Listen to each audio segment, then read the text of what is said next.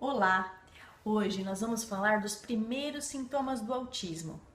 A coisa mais evidente que a gente percebe numa criança muito pequena é a falta do contato visual. Esse sintoma é bastante comum entre as crianças com transtorno do espectro autista. Outro sintoma é nós chamarmos o nome da criança e ela não atender. O uso inadequado dos brinquedos é uma característica muito evidente. Ele pode pegar um carrinho e girar a rodinha ou pegar qualquer objeto e usá-lo de uma forma diferente, uma forma estranha.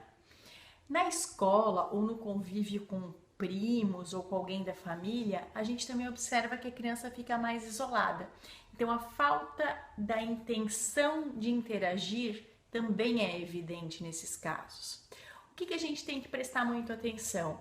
Nós temos casos dos leves até casos mais graves e cada criança apresenta características determinadas. Então, não é porque ela olha mais pra gente ou ela atende uma vez ou outra o chamado do nome que a gente vai dizer, não, essa criança não é autista. Existem uma série de critérios que nós vamos avaliar para fechar um diagnóstico. Outro sintoma muito comum é a hipersensibilidade.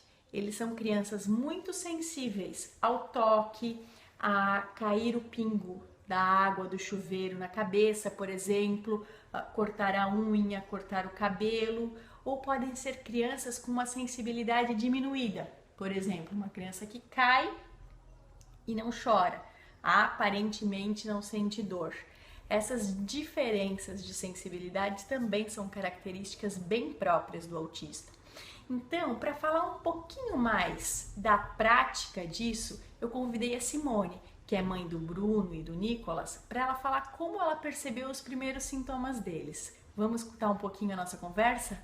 Então, Simone, hoje o nosso vídeo vai falar sobre sintomas, né? Então, assim, os primeiros sintomas do autismo. E eu queria saber, já que você é mãe do Nicolas e do Bruno, o que você percebeu neles? Então, o Bruno, a gente já desconfiava desde pequeno que ele tinha alguma coisa diferente. Não tinha o nome, a gente não sabia o que era, mas a gente percebia porque os interesses dele, uma criança de 2 anos e meio, não batiam.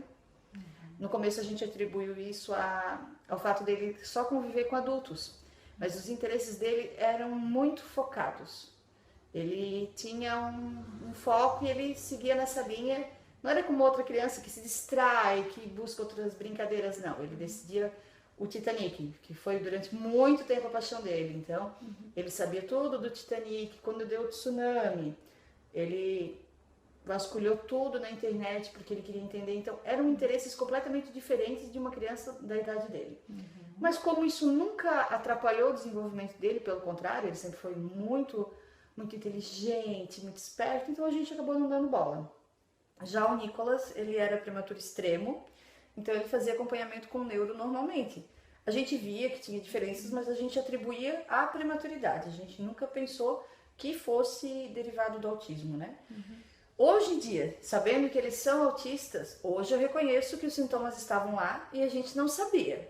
O Nicolas não fazia contato visual, e no começo a gente pensava que ele podia ter perdido a visão, e não era porque ele realmente não tinha interesse em responder.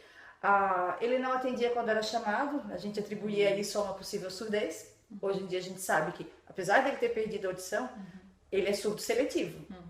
Quando a gente chama e é do interesse dele, ele olha. Então os sinais estavam lá. O Nicolas não gostava de brincar com outras crianças, ele gostava de ficar no cercadinho, quietinho, qualquer forma de interrupção daquele momento dele era um estresse, ele não gostava, ele não queria colo, ele queria ficar na dele, lá, quietinho, isolado. Então hoje a gente vê, né? Na época a gente não percebia, mas foi esses mesmo. E aí, com que idade que alguém falou pra vocês? Esses sintomas são próprios do autismo? O Bruno tinha 6 e o Nicolas tinha 2,5 para 3. Ele ia fazer 3. O Nicolas numa idade boa de ser diagnosticado. Boa. O Bruno, é como eu falei, o Bruno, a gente não teve problemas em descobrir mais tarde, porque o autismo dele não interfere na sociabilidade. Até interfere, mas não a ponto assim dele sofrer com isso, né? O Bruno tinha algumas restrições, fazia amizade com as crianças mais velhas, ou com aquelas que ele podia dominar. Ele não gostava das crianças da idade dele, o assunto não batia, né? Então, escutamos um pouquinho do exemplo da Simone, né, que tem 2 filhos com características completamente diferentes. E isso acontece muito, né? As crianças são muito diferentes entre si e têm que ser avaliadas individualmente, tá? Em muitos casos, crianças menores de 1 ano e meio já apresentam sintomas. Os bebês já apresentam diferenças, muitas vezes. Por mais que os pais às vezes chegam falando, olha, o desenvolvimento dele estava normal, uma coisinha ou outra a gente já consegue perceber que era diferente. Então, vamos prestar atenção ao desenvolvimento das crianças, vamos prestar atenção nesses primeiros sintomas e sempre, em caso de dúvida, procurar o pediatra, o neuropediatra, o fonoaudiólogo, alguém que trabalhe com o transtorno do espectro autista e possa dar melhores orientações sobre o caso, ok? Até a próxima então!